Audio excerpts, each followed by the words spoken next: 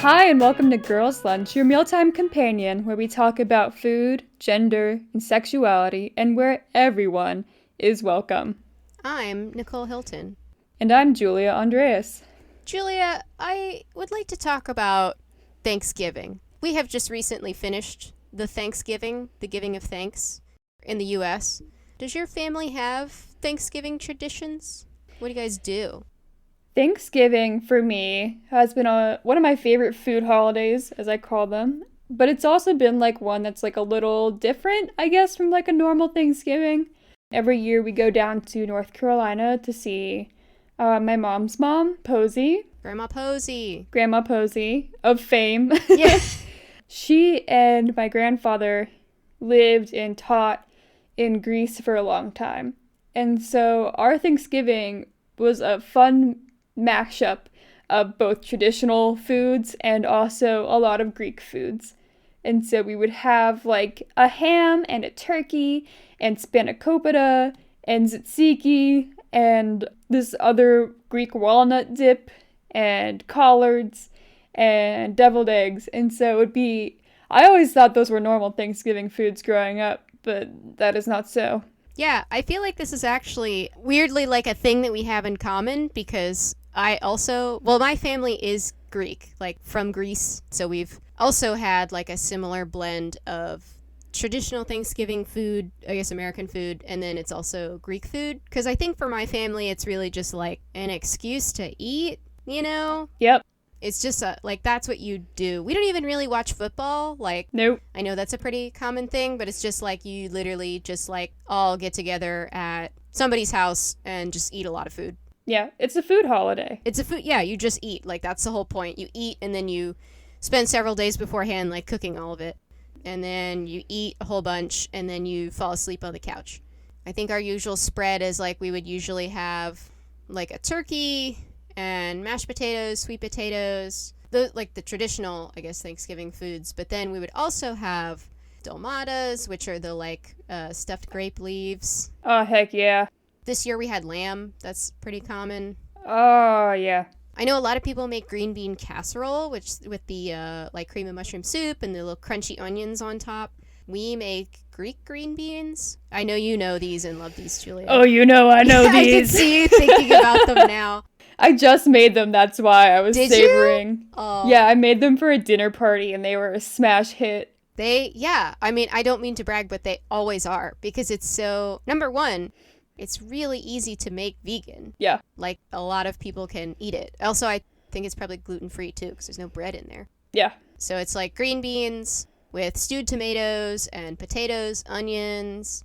It's just a happy tomato green bean time. It is delicious. It is one of my favorite dishes in the world. I take such pride that you love that so much and I introduced it to you. You fixed me. I am fixed. No, you were already a perfectly beautiful whole person. No, there was a great green bean shaped hole in my heart and you fixed it. Now, does your family do for Thanksgiving desserts? What do y'all do for desserts? I have always wanted to be a family that has a dessert table. Mm-hmm.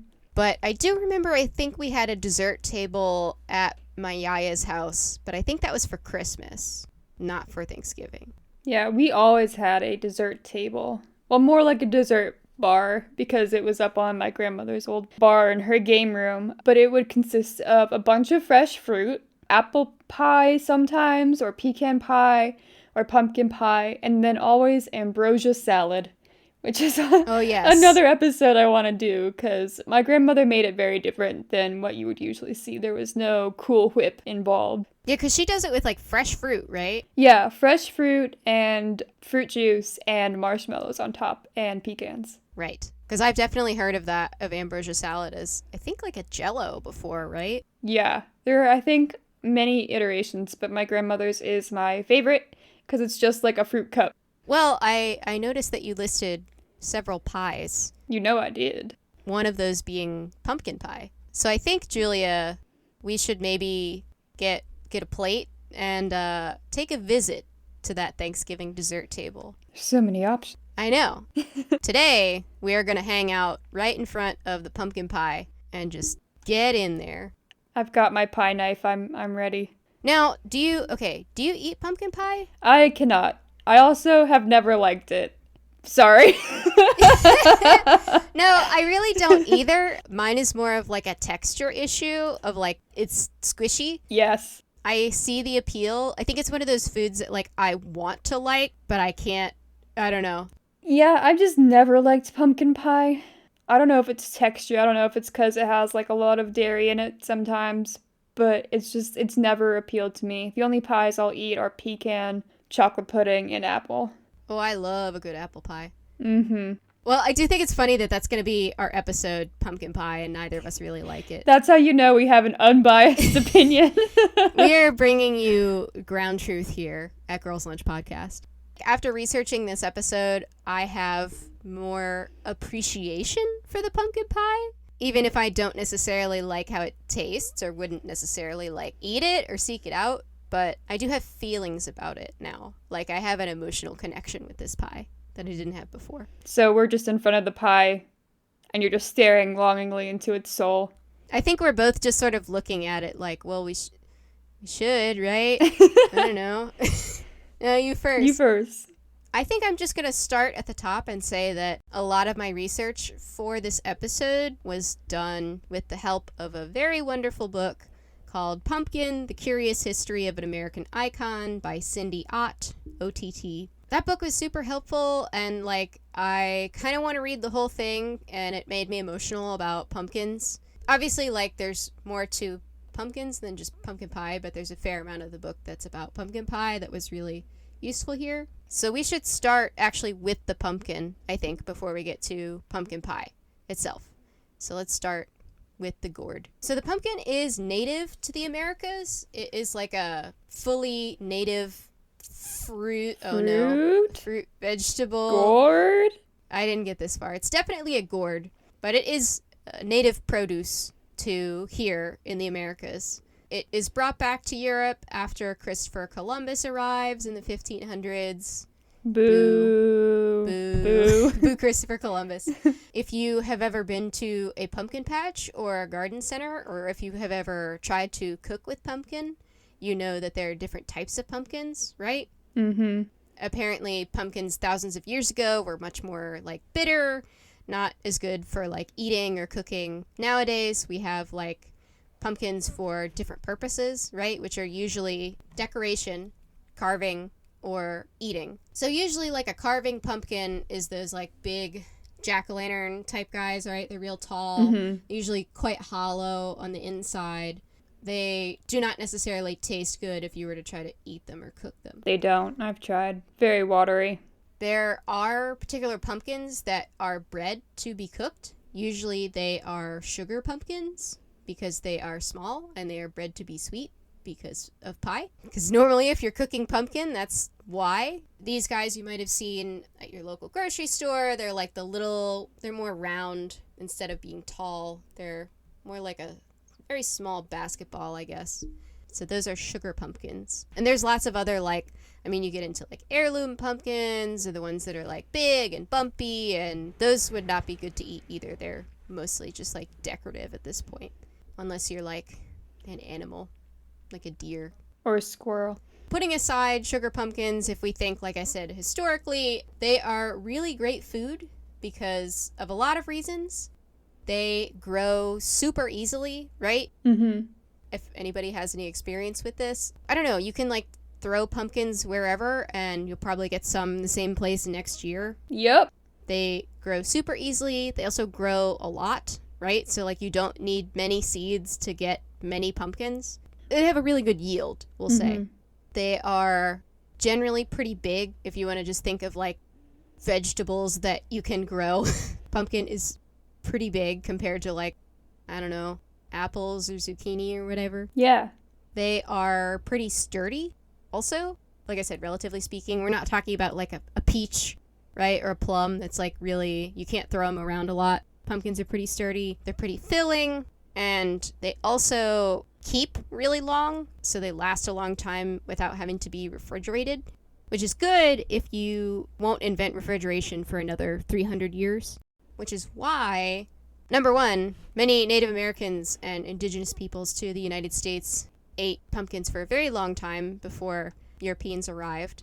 And then when Europeans did arrive, this is a lot of what New England colonists ate for all of the reasons like listed above, right? They boil them. It's kind of like the boil them, mash them, stick them in a stew. Yep, that is what I thought of as I was writing this out. But that's basically what colonists in the Americas do. So much like Samwise from Lord of the Rings may do, boil them, mash them, stick them in a stew, roast them. You can turn them into pottage, which is another type of like thick stew. Pancakes, pudding, beer, and tarts. I actually was reading that pumpkin beer was very popular. It's still something that's popular today. You can get pumpkin beers, especially around like the fall time. That's true. I have no interest in beer. I don't either. For a food podcast, you and I are kind of piggy. I know. I feel like if I were a casual listener, I'd be like, do these people really know what they're talking about? You have right to be concerned, I think, dear listener.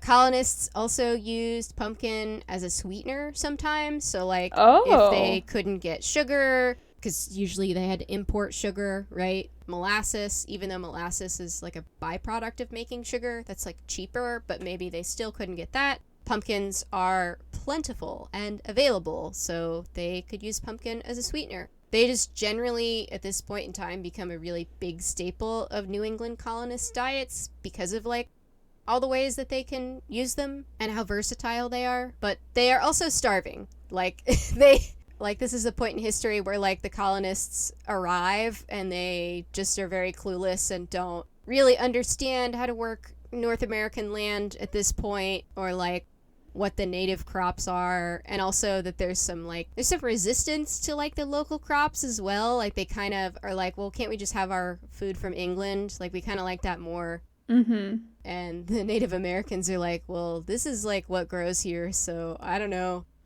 Good luck to you, I guess. I read a lot of old-timey documents and recipes for this episode, so we have many of those to read. So, Julia, if you would like to read, this is a description of pumpkin soup from this guy, John Jocelyn, who, as far as I could tell, is just like a guy that is from England that goes to New England and just like writes down just kind of what's going on over there. It's a real like Pliny the Elder situation where it's just like, I'm a rich guy who, this is just what I do. I just kind of write stuff down. This is pumpkin soup from John Jocelyn's. I sound like a radio DJ. This is pumpkin soup from John Jocelyn's New England Rarities, 1672. Julia, take it away. The ancient New England standing dish. But the housewife's manner is to slice them when ripe and cut them into dice, and so fill a pot with them of 2 or 3 gallons, and stew them upon a gentle fire for a whole day. And as they sink, they fill again with fresh pompions, not putting any liquor to them. And when it is stewed enough, it will look like baked apples. This they dish, putting butter to it and a little vinegar, with some spice, as ginger, etc., which makes it tart like an apple, and so serve it up to be eaten with fish or flesh. It provokes urine extremely, and is very windy. Do you know what that last sentence means? Farty, baby. Yes! Yeah, so this part is under, he has some like local cures and remedies section. So I guess apparently they thought pumpkin soup was good for, is it a diuretic that makes you pee? Yeah, diuretic. Yeah, so I guess they thought it was good for that, or to make you toot. Yeah, so you'll notice the spelling of pompion. There are many, it takes us a while to figure out like how we want to spell pumpkin, and I guess also pronounce it. There's also like a lot of, we'll get into like confusion between like what's a squash, what's a pumpkin, what's a melon. Like apparently the original colonists couldn't really figure out like what's the difference between like a watermelon and a pumpkin. I guess maybe they looked very similar at that point. Because of this, like there's definitely no pumpkin pie at the first Thanksgiving. No one mentions like pumpkin or pompion or pumpkin or anything like that. They do mention melons, so the only thing I can think of is like it's possible that maybe there were pumpkins and they were just labeled as melons in this written account, or they were real melons. So like I said, pumpkins become like a real staple of the colonial diet at this point because of, all the reasons I mentioned. They store for a really long time, they're filling, all of that. They don't necessarily like the taste, so like I said, they still sort of identify as like English at this point, or I guess British. So they're just sort of like, well, this is here, so I guess we have to eat it, and like, yeah, it is plentiful. They're just sort of like making do. Mm-hmm. To some degree, they kind of identify with the pumpkin because, it's like, oh, it's the food that saved us from starving to death. There's some like ideological association with it as well of like, oh, the little pumpkin, like it's so lonesome, it grows by itself, much as we are growing alone in this strange new world away from our mother England. Oof, some projection there. Yeah, that's comes from the Cindy Ott book that I was talking about, so I think she's like hypothesizing a little bit. Don't worry, we'll get into many other metaphorical associations with the pumpkin shortly. But once the colonists stop starving, they start associating the pumpkin as poor people food, which I think is rude. Yeah, I agree. They start feeding pumpkins to livestock and slaves, which is also rude. I don't quite get the like turn from like, oh, we love the pumpkin because it kept us alive, but I guess once you get to a place where you are no longer like desperate for food, maybe there's a desire to want to shun that or like forget that hard part of your history. I'm not sure. Yeah, I think it's definitely like probably also a not surplus but availability thing where it's like now that we have more options, we don't need the pumpkin, but the pumpkin is always there. I think that's definitely part of it. So getting to pumpkin pie itself, moving on from just the pumpkin. Pumpkin pie really is like a very American dish. I mean, it originates in America because that's where the pumpkin is like native to. The recipe is really like developed here. There are some pumpkin pies in Europe, but those only show up after Columbus because they have to import the pumpkins from the New World to England or to Europe. The pumpkin pies that they made in Europe are more like savory than sweet, right? So like if you think of like a meat pie, it's not like a dessert pie. So this is another recipe. This one is from 1672 from Hannah Woolley's The Queen-like Closet. And I actually also have a picture in there as well, Julia. Oh, are those raisins? They are. Oh. This is an English recipe, so if you would like to read this this recipe for the people at home. I shall. To make a pumpion pie. Take a pumpion, pare it, and cut it in thin slices. Dip it in beaten eggs and herbs, shred small, and fry it till it be enough. Then lay it into a pie with butter, raisins, currants, sugar, and sack, and in the bottom some sharp apples. When it is baked, butter it and serve it in. Okay, 2 questions. What is sack? I actually have no idea. Sorry, 1 question. What is sack? I also like something that, at least that I notice, I know this is very common for old-timey recipes, is like, there's not much hand-holding. There's no measurements, right? Butter, raisins, currants, sugar, and sack. We have no idea of how much of each of those. They're just like, yeah, just like, put it into a pie. It doesn't even say like how to make the pie crust or... Yeah, doesn't even say that you would need like a bottom and top pie crust. Like the picture clearly shows a top crust. Maybe butter it and serve it in means like put another crust on top, but to our like modern understanding, we wouldn't do that. Right. We'll talk about that actually in just a second. But yeah, so the pumpkin pie recipe that we just described, the photo that I have posted, it looks more like an apple pie, right? It does. It's got like slices that are in between the 2 layers of dough. There's like some raisins that are stuffed in there. It definitely does not look like what we would consider today to be a pumpkin pie. The first pumpkin pie recipe that we would probably recognize is found in American Cookery by Amelia Simmons, Queen, who is, I feel like, needs another episode to talk about American Cookery. Ooh, yes. American Cookery was published in 1796. It is considered the first American cookbook in the sense of, like, we are actually an independent nation at that point. and it is documenting like American foods, right? Not just like recipes that we brought over with us from England. We don't know much about Amelia Simmons, the woman who wrote the book. We just know that she is an orphan and that she publishes American cookery as a means of like financially supporting herself. I think she sort of belongs in the like great canon of the Hall of Fame, maybe, of famous American women cookbook authors. There's a few of those. There's a handful. Yeah. American Cookery is also the first cookbook to suggest pairing cranberry with turkey. Oh. You know, another little Thanksgiving tradition, I think. So I know we're doing a lot of reading recipes, but Julia, I would like for you to read Amelia Simmons' recipe for pumpkin pie, which is labeled in the book as a winter squash pudding. A winter squash pudding. Pumpkin. Number 1. 1 quart stewed and strained. 3 pints cream, 9 beaten eggs, sugar, mace, nutmeg, and ginger, laid into a paste. Number 7 or 3. And with a dough spur, cross and checker it, and baked in dishes 3/4 of an hour. Number 2. 1 quart of milk, 1 pint pumpkin, 4 eggs, molasses, allspice, and ginger in a crust. Bake 1 hour. Interesting. Yeah, so she's got 2 versions here, right? The first one is much fancier. We have cream. We have 9 eggs, which seems like a lot to me. We have a couple more spices. I think by the paste, I tried to look up like number 7 or number 3, but I think it's just a crust.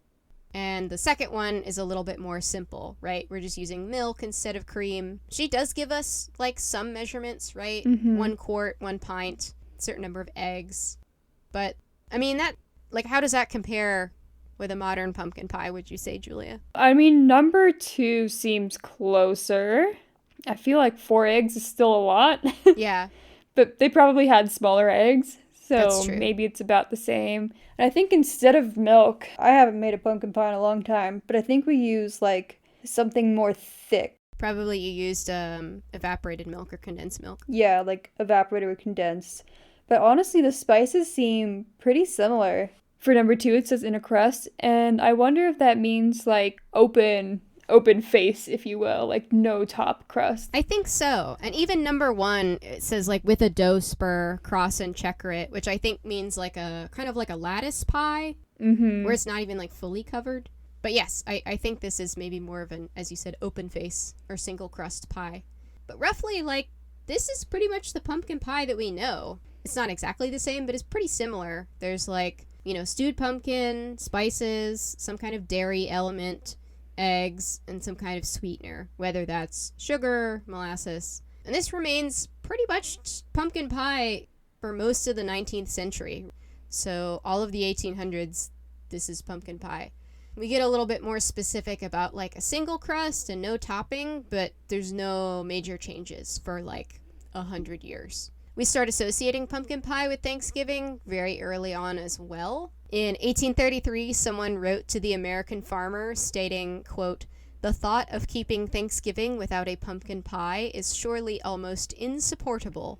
Insupportable. Exactly. So what starts to happen is we get this like association with like northeastern New England, idyllic, farm life, pumpkin pie, especially at Thanksgiving. People start to get this idea of like, you know, an idyllic agrarian lifestyle. So I labeled this in my notes as autumn core.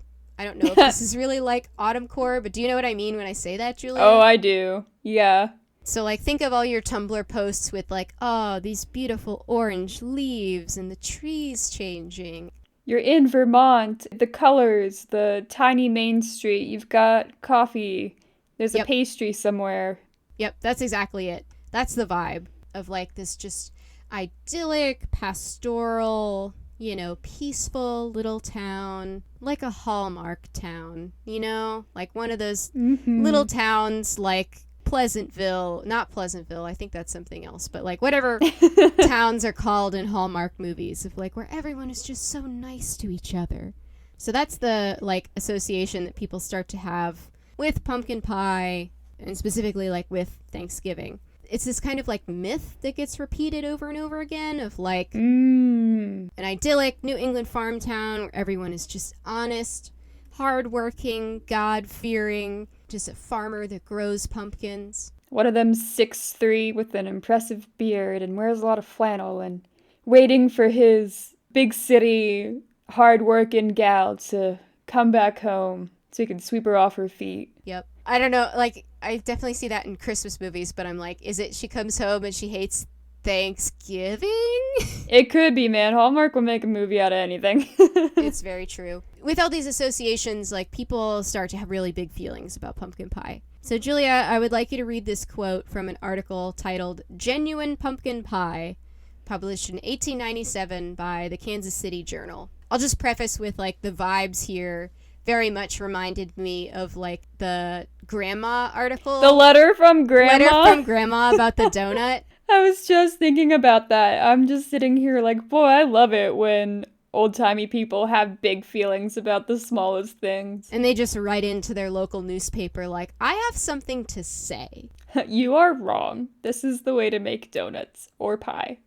When properly made, the pumpkin pie is the embodiment, so to speak, of peace on earth and goodwill toward men.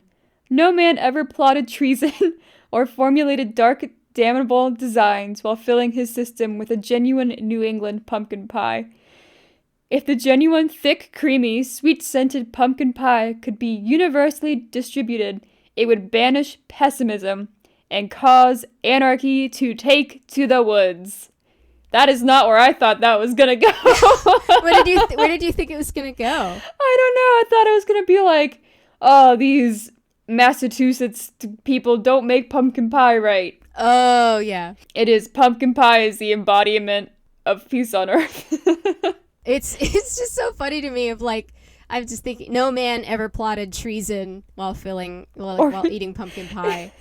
I don't know, what do bad guys eat when they plot treason? Deviled eggs? I don't know. Apparently they're not formulating their dark, damnable designs while eating a slice of pie. There is, again, this is just like people writing into their local newspaper just yelling about their feelings, which I guess is basically like the equivalent of people tweeting nowadays. Very true. So I have another quote here from someone that wrote into a different Kansas newspaper. This is in 1895, complaining that he could not get pumpkin pie at the nation's best restaurants, so think like the Waldorf and Astoria and Delmonico's. Delmonico's. So this man writes, as an American citizen, I demand that the national discs of delight, the mince and pumpkin pies, be retained upon their pedestals and flashed under our eager eyes whenever our souls send forth a cry for them.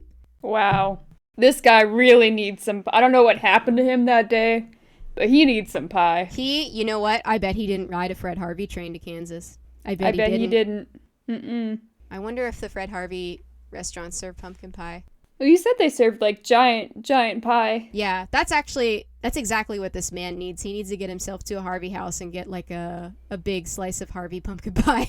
Yeah, he took the wrong train line. Yeah, so this is what I mean by like truly people have really big feelings about pumpkin pie. You ain't kidding. Oh my gosh. I guess like part of this feeling is spurred or encouraged by these pumpkin tales that get published, especially around like fall time, Thanksgiving time, which are basically quaint stories about Thanksgiving homecomings set in the New England countryside, as Cindy Ott says in her book. It's basically like just these stories where, like I said, like autumn core of like, you know, people come home for Thanksgiving and they have like a long journey, but they end up in this cozy little farm town and they sit down to this big dinner with their family, and at the end they always have pumpkin pie. Like this becomes a genre. Wow.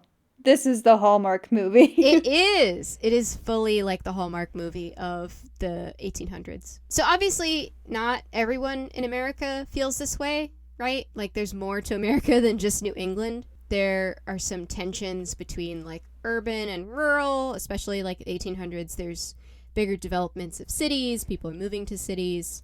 There is tension between the North and the South, right? Because we're leading up to the Civil War. to the point where we actually have like a culture war of sorts. Ooh. Because there's like increasing tension between like the South and the North. The South sees the campaign for Thanksgiving as a national holiday, which we'll talk about in a second. There's this like big campaign for we should make Thanksgiving a national holiday.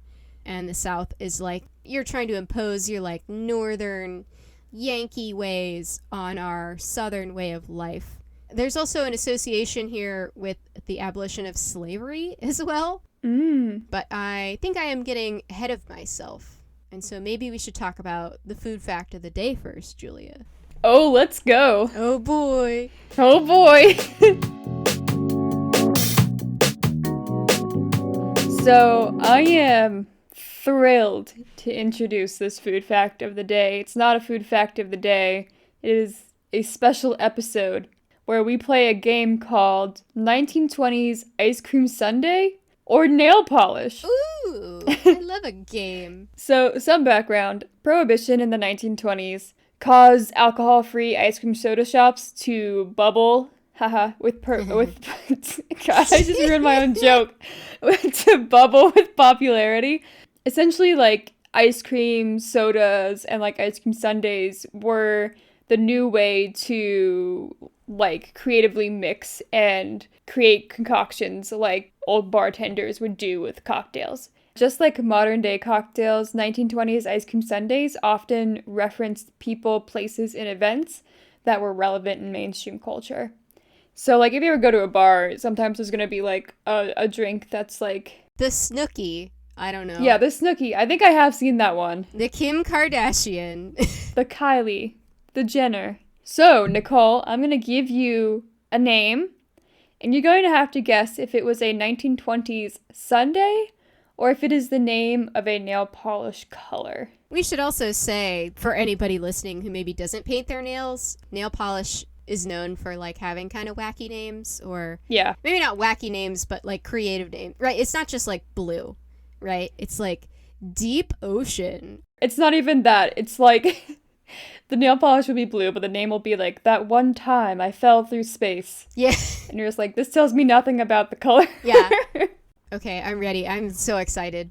Okay. Ding, ding, ding. Round 1. Throw me a kiss. I think that's nail polish. You are correct. This Uh-huh. is a nail polish from OPI. I have a picture here. It is a very nice, like, pearly light color. Oh, okay. Yeah, like a pearlescent, like shiny. I did it. 1 point. Ding! Ding! Round 2. Ding, ding, ding. Don't care. Don't care? Don't care. Oh. I mean, I feel like that sounds like a nail polish. I'm gonna say nail polish, even though I think I might be wrong. It is a ice cream sundae. Oh, man. Okay, what's in it? I shall read to you the ingredients. Don't care. Non-spirituous eggnog. Ingredients. An egg, a quarter glass full of powdered ice, a half ounce of vanilla or ginger syrup, or an ounce of Punch and Judy, or Don't Care syrup, and a half teaspoonful of essence of ginger. After pouring in the ingredients, including the egg, fill the mixing glass with milk. Then shake all together and strain and sprinkle nutmeg on top. This is from Advertising Hot Soda Products, American Druggist and Pharmaceutical Record, 1914. Whoa. Don't Care syrup includes blackberry juice, grape juice, sugar, lemon syrup.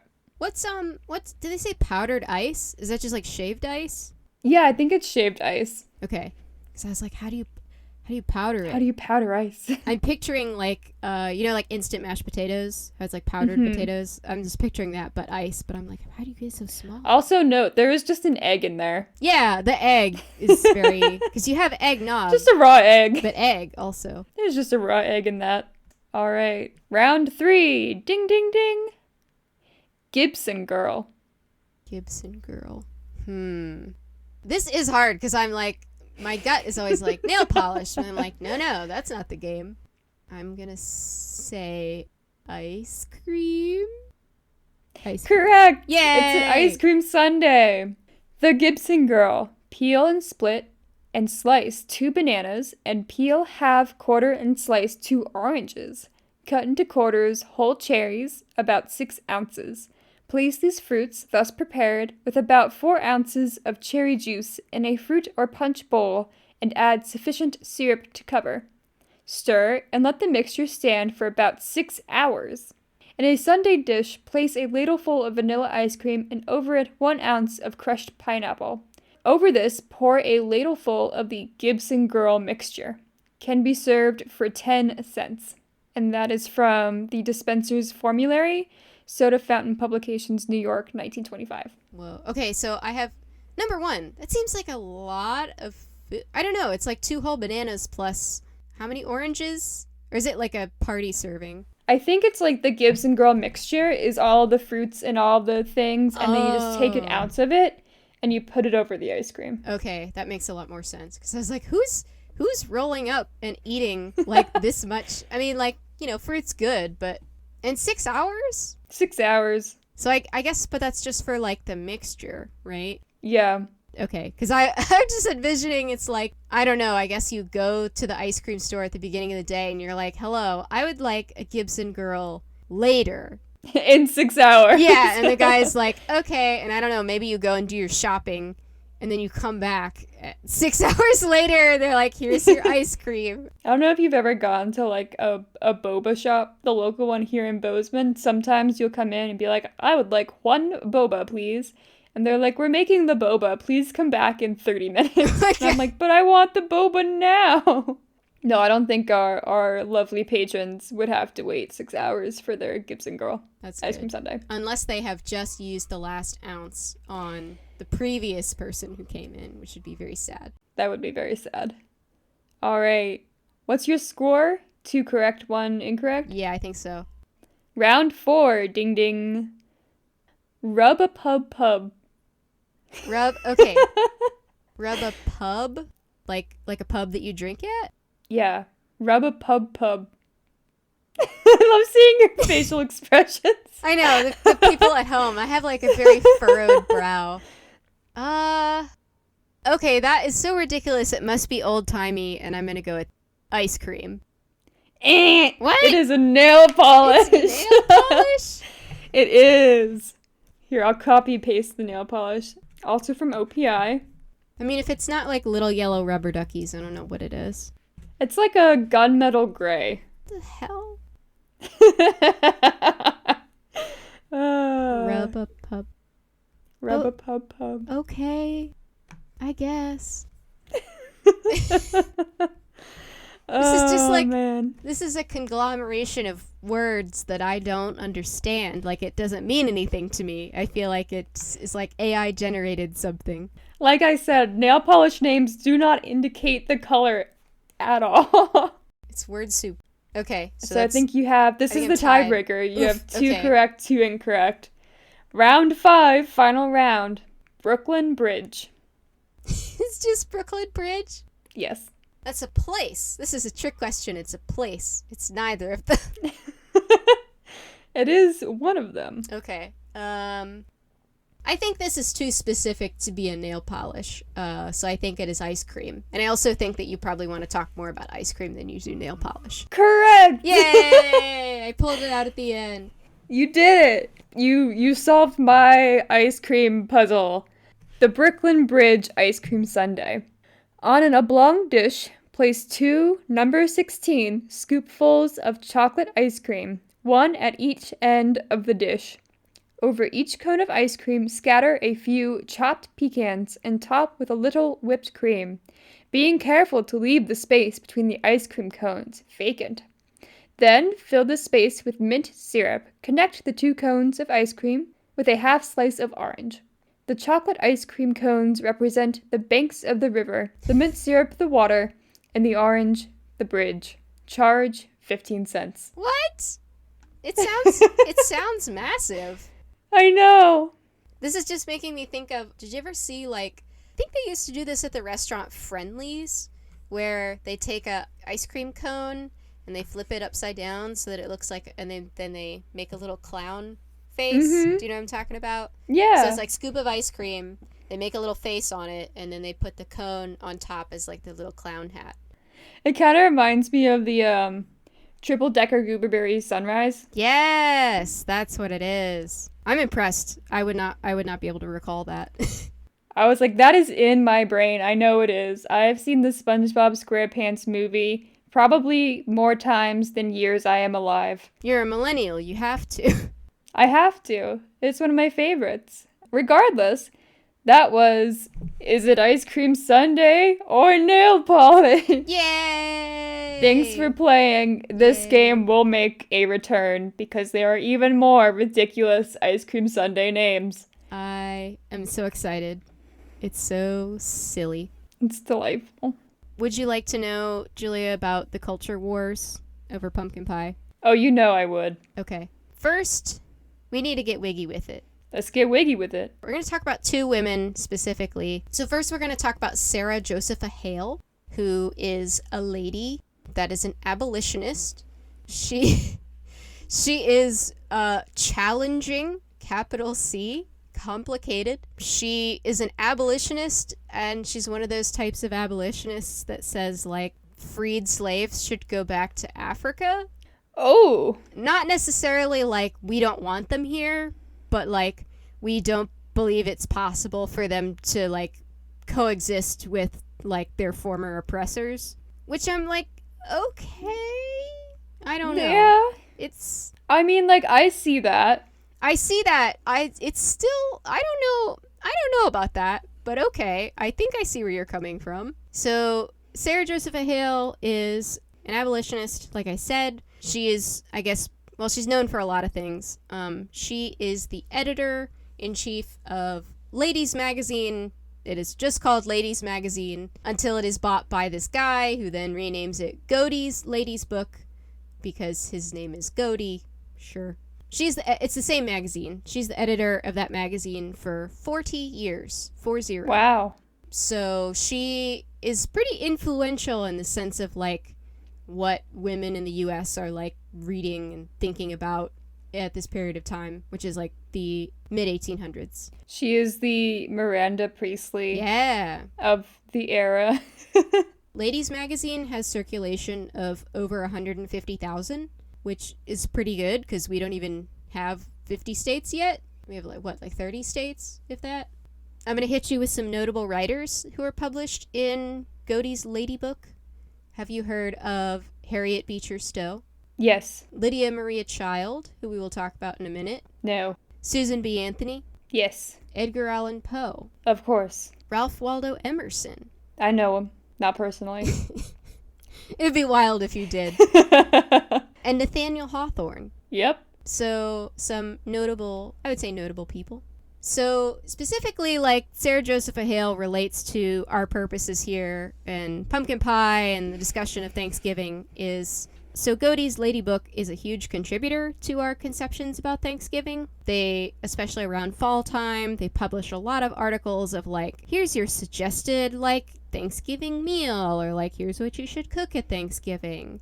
Here's why we should celebrate Thanksgiving, why it's important. There are lots of those like pumpkin tales that we talked about published in this magazine. And again, like I said, the thing that always happens in those stories is like the story basically ends with the happily ever after is the whole family gathers around and eats pumpkin pie at the end. Mm-hmm. So that alone contributes to like the popularization of pumpkin pie. Weirdly, Sarah Josepha Hale's most recognizable work of all things is she wrote Mary Had a Little Lamb. What? Yeah, it's such a random fact. She did? Yeah, that's her. For some reason, I thought Mary Had a Little Lamb was like an old English one. I had no idea it was like American. Yeah, I think it's originally called like Mary's Lamb. The Lamb of Mary. Yeah. The lamb belonging to specifically Mary. belonging to Mary. Yeah. Mary's Lamb. So in addition to her like editorship of Godey's Lady Book, she is also known as the godmother of Thanksgiving. So we haven't really talked about this up to this point, but Thanksgiving is only sort of sporadically celebrated in American history at this point. Like, some states celebrate it. It's not like some, families celebrate it, but it's not like formally recognized anywhere. it's really not even like a formal state level holiday. It is very popular in, can you guess which region of the country, Julia? One guess, New England? Yes, you got it in one. Those people in the Northeast are wild about Thanksgiving, as we've discussed. That's where Sarah Josepha Hale is from, and she also has big feelings about Thanksgiving and pumpkin pie. She writes a novel that is basically like this whole aesthetic. It's called Northwood, A Tale of New England. It is published in 1827. It is about an idyllic New Hampshire farm town. She has a whole chapter about Thanksgiving in that book, and she describes pumpkin pie as, quote, an indispensable part of a good and true Yankee Thanksgiving. Wow. She feels very strongly about Thanksgiving. She's like, we should all celebrate it. It's great. It's A+, awesome. An excuse to eat pumpkin pie. Yes, yeah, exactly. So in 1846, she starts this letter writing campaign, and she encourages like subscribers of Godey's Lady Book to follow her lead, and so they write to prominent political figures. She writes to multiple presidents over the course of quite a while, almost 20 years, advocating for a national day of thanks. And she publishes articles in the magazine as well, like advocating for the holiday, saying like, this is great, we should have Thanksgiving for these reasons. As I alluded to before, the food fact of the day, this campaign for Thanksgiving as a national holiday creates, or like I guess I should say exacerbates, existing tensions between the North and the South. The South is like, why are you trying to push your like Yankee holidays on us? We don't want that. And as we've said before, Northerners feel that pumpkin pie is, you know, the cure for all evil. Yep. I think the chain of thinking here goes, and like, I mean, if we're being very simplistic here, like Northerners are generally anti-slavery, Southerners are generally pro-slavery, right? I mean, we're painting in broad strokes, but I think the way the associations go here is like pumpkin pie is equal to Thanksgiving, which is equal to New England, which is equal to Northern culture, which is equal to anti-slavery. So by the transitive property, pumpkin pie equals anti-slavery, which is why, or at least one reason why, in the South, Southerners like are not a fan of pumpkin pie. They are bigger on sweet potato pie. Mm-hmm. Have you ever had sweet potato pie? I haven't, but it was often around during Thanksgivings in North Carolina. I don't think I have either. I know it's very popular down there. I think it's also important to note that Black families stayed away from or didn't necessarily identify with pumpkin pie, which when I originally read that, I was like, huh. But then if you think about it, like, do you remember the reputation, how pumpkins were associated with like poor people food and like fed to slaves, or like grown just as like slave food, I guess. There's also a reputation for pumpkin farmers of like being, you know, backward and lazy, which is already a racial stereotype of Black people at this time. So I was like, you know, I think actually this does make sense for them to be like, you know, I'm going to pass on this one. So finally, Sarah Josepha Hale's campaign for National Thanksgiving holiday is successful in 1863 when President Lincoln finally makes Thanksgiving a national holiday in the middle of the Civil War as a push for like national unity. I can't imagine that went down too well. No. So let's see. Sarah Josepha Hale also wrote the Lady's New Book of Cookery, which includes 2 recipes for pumpkin pie, an English version and an American version. So she also has her own cookbook. I put her on here because she's very related to pumpkin pie and Thanksgiving, but she has really complicated and interesting views on women, since we're getting wiggy with it. On the one hand, she is like a really big champion for women's education, which like, I mean, women really don't get an education at this point. Mm-hmm. She helps establish Vassar College in New York, which I believe is an all-girls college. I mean, she was educated from a young age. I think I read that she like shared college textbooks with her brother who got to go to college. And she feels like very strongly that women should receive an education. But it's like under this guise of like, oh, they should be educated so that they can be a better mother, to their children, and that very strongly, like, women should stay at home. She was anti-suffragist, which is fascinating.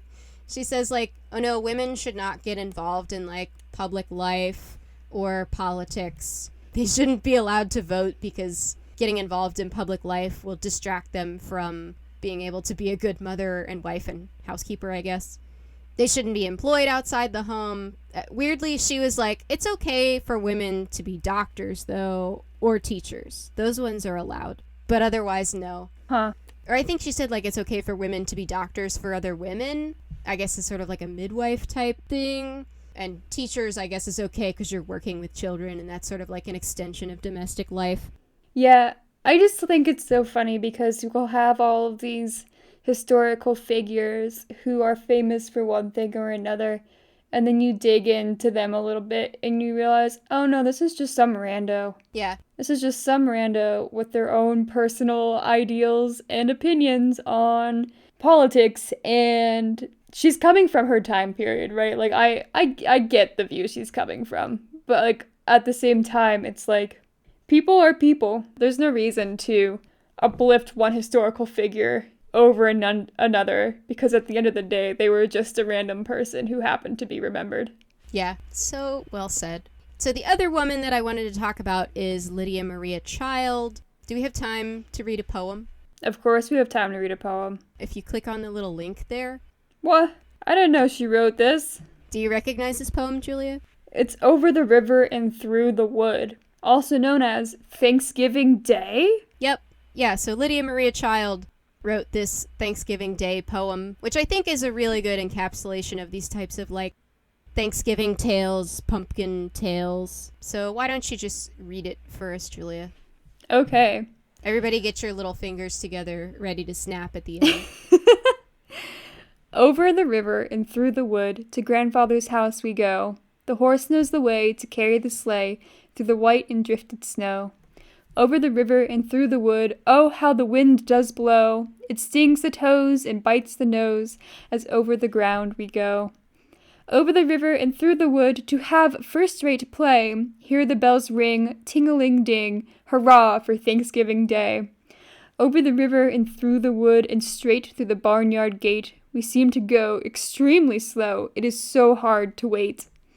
Over the river and through the wood, now grandmother's cap I spy, hurrah for the fun, is the pudding done, hurrah for the pumpkin pie. My mind is blown. Is it not? My mind is blown. Yeah, she has a hand in, like, Lydia Maria Child, doing research on her. It was very much one of those, like, wait, she did that too? What? She did that? What? Lydia Maria Child is very prolific. She writes a lot during her lifetime, and she's very commercially successful. I read a lot about her biography. It's not all necessarily relevant, but she has this, I think the article from the Poetry Foundation that I was reading said something like, she has this uncanny ability to know what it is the American public wants and to, like, write that and sell that, basically. And so she's pretty successful in that sense. She is also an abolitionist. She very strongly campaigns for the abolition of slavery and the rights of Native Americans also. She edited the first American's Children's Magazine, compiled a primer for freed slaves, published the first book designed for the elderly. She's reaching out to a lot of demographics. Her first book, or her first novel, which is called Hobomok, I think, tells American history from a woman's perspective, which is interesting. And it's also, like, it's not, like, I mean, like, what you might expect of, like, okay, this lady's writing in the 1800s, like, she's probably going to say, like, the pioneers were so great, and American dream, etc. She calls out white people for what they did to Native Americans. Oh. Her heroine actually marries a Native American man. Which, whoa. Like, interracial marriage is, like, very, very taboo at this point. Throughout her career, like I said, she's a constant advocate for the abolition of slavery and generally just, like, calls white people out for being racist and shitty to Native Americans and to black people. Obviously, she's not perfect, but I'm like, okay, I see you. I appreciate that. This is another one of the greatest hits, Julia, that you may recognize. The American Frugal Housewife. Do you know this cookbook? Oh, yeah, baby. That's her. She wrote that. Wow. She published that in 1832, which also has a recipe for pumpkin pie, which is technically pumpkin and squash pie, pretty close to what we would eat today. Lydia Maria Child is another author of many of these like Thanksgiving pumpkin tales. At this point in history, so let's see, we've reached roughly like the end of the 1800s. At that point, we are getting better at canning and preserving food a lot more reliably. And so we get canned pumpkin, which I think is probably how most people make their pumpkin pie today. Mm-hmm. Canned pumpkin becomes very popular, right? Now you don't have to like stand around all day while your pumpkin like slowly stews down. Yep. Just to make one pie. People are so excited for canned pumpkin. It's a major like time saver. However, and Julia, you may already know this. Yes. The canned pumpkin may not actually be pumpkin. Yes. 'Tis the great pumpkin conspiracy. It is the great like pumpkin lie that we all live. Okay, so we need to talk biology for a second, and I'm gonna have to say some biological words that I may not be good at, because as we talked about before this call, I have not been in a biology class in about 15 years. I believe in you. I will do my best. So let's talk biology. So the overarching genus here is Cucurbita, so like kind of like cucumber. And that includes pumpkins, butternut squash, acorn squash, zucchini, and lots of others. So this includes both winter squash and summer squash. So that's Cucurbita. Underneath that genus, we have many species. The ones that we are mostly concerned with are Cucurbita pepo and Cucurbita moschata. There's also Cucurbita maxima, but these are giant pumpkins, not usually the ones that we eat. Those are like the big carven pumpkins, you know, for decoration. Cucurbita pepo, I don't know. I think pepo is cute. Pepo. Cucurbita pepo, those are cultivated pumpkins or field pumpkins. So like I said, like probably more like decorative, not very sweet, probably not as good for cooking. Then we have Cucurbita moschata, which is the Dickinson pumpkin, which is what Libby's uses, which really does not look much like a pumpkin, and butternut squash. The Cucurbita moschata is what you're going to find in most cans of like canned pumpkin. Biologically speaking, it's more like squash than it is like a pumpkin that we think of, as we've described, of like the big, tall, orange guy that's round that we all love. Julia, you should look up what a Dickinson pumpkin looks like. I shall. Oh, okay. It kind of looks like a sugar baby pumpkin, which makes sense. Yeah, so it has like a kind of waxy orange on the outside. Yeah, desaturated. Yes, not very orange. More oblong as well. Yeah, it looks like a roundish butternut squash. Like a butternut squash without the neck. Mm-hmm. Right. So that, dear listener, is probably where your like canned pumpkin comes from. At least if you're buying from Libby's, who, as I'm going to talk about, owns about 85% of the canned pumpkin market. So even early on, before we get into like breeding specific varieties of pumpkin for pumpkin pie, there's this kind of consensus that pumpkin pie sounds a lot better than squash pie. Indeed. Squash pie does not sound as appetizing, not so much like a dessert.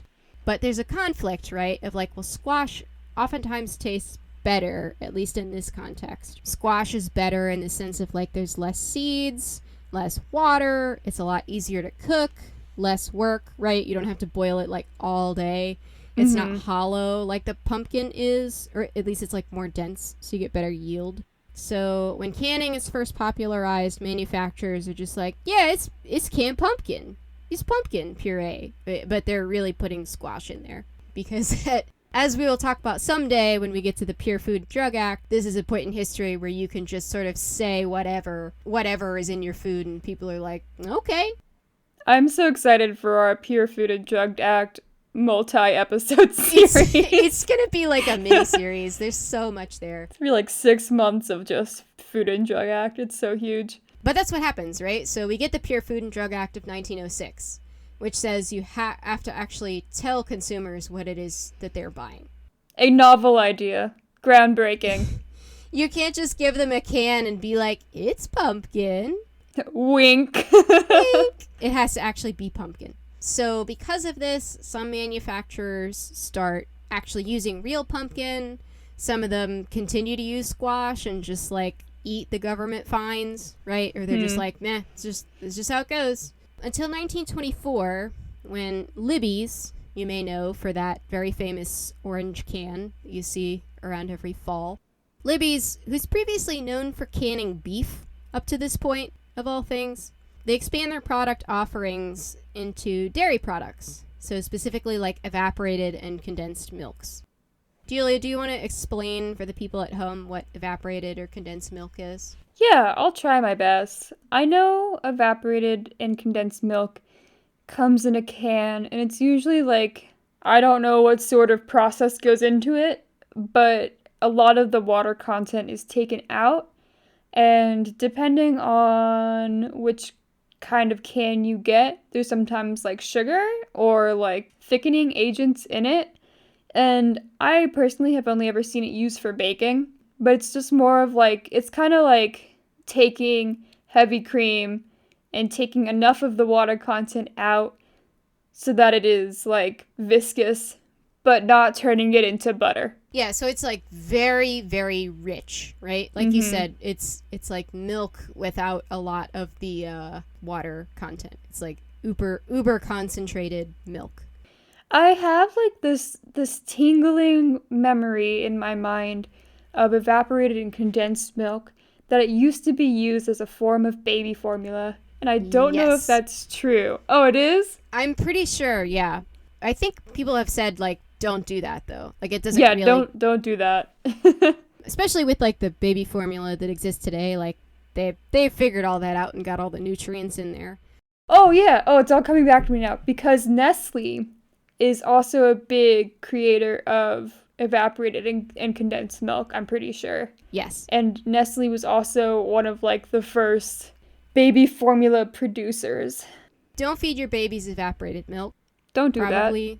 Probably get formula or breast milk is probably better. Or if you're like me, chicken protein byproduct powder with like 3 scoops of sugar so that I would actually drink it as a baby.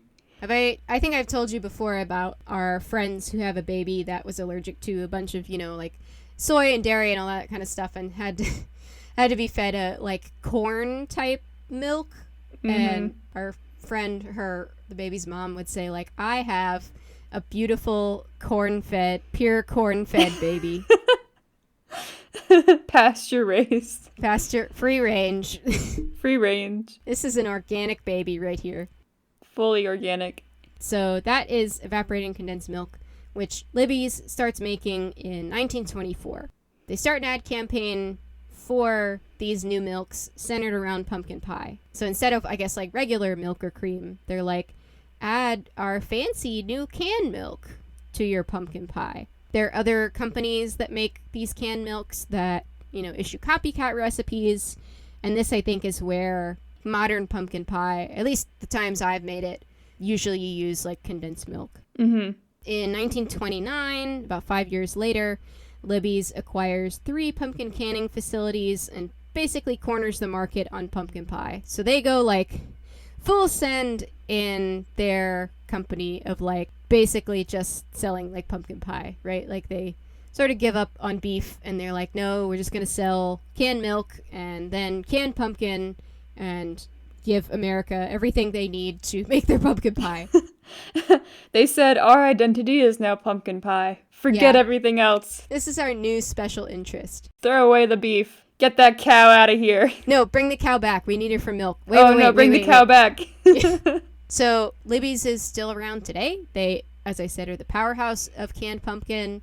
They produce about 85% of the canned pumpkin. 85?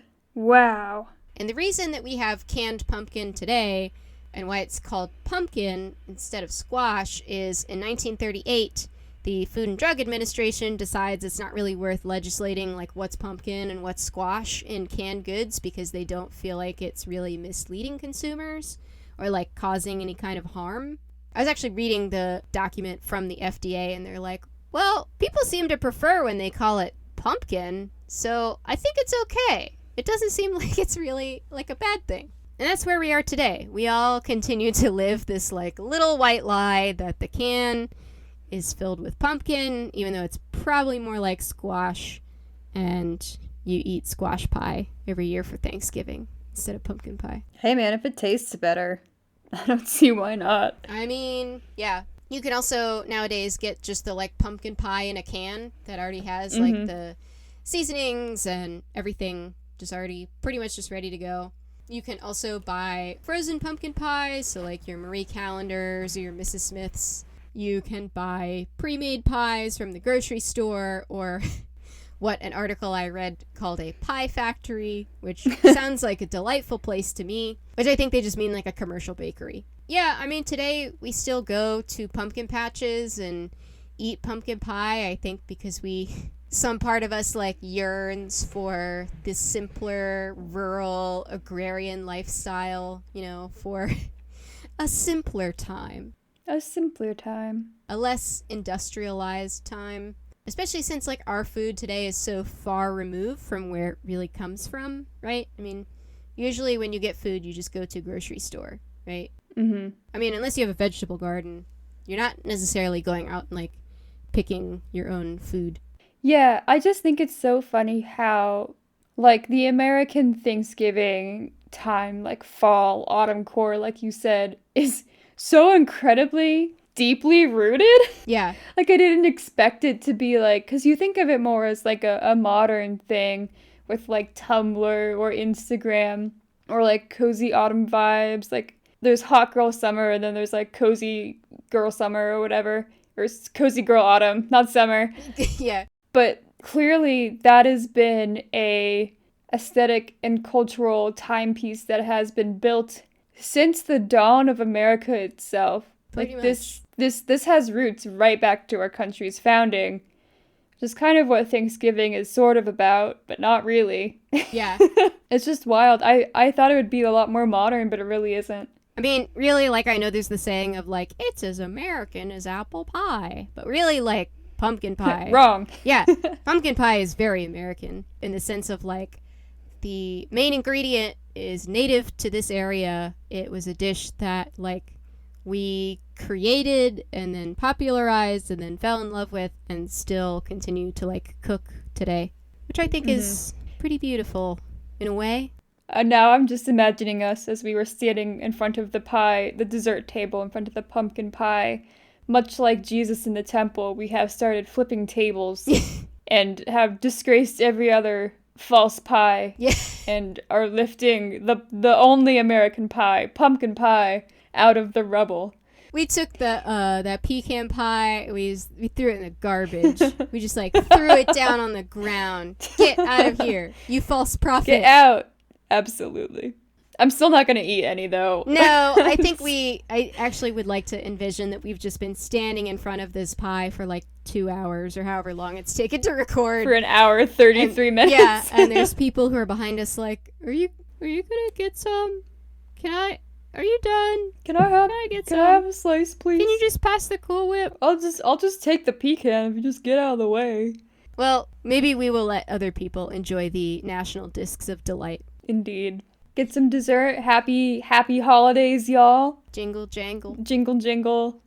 Thanks for lunching with us. We'll see you next time. We'll never get that in sync. No, it's okay. Bye. Our theme music is Red Onions by Louis Zong. Please check out the rest of his album Vegetable Soul in the description. You can follow us on Twitter at Girls Lunch. Nicole is also on Twitter at NicoleH262, and her website is NicoleHilton.com. Julia is smarter than all of us and not on social media. Thank you for listening.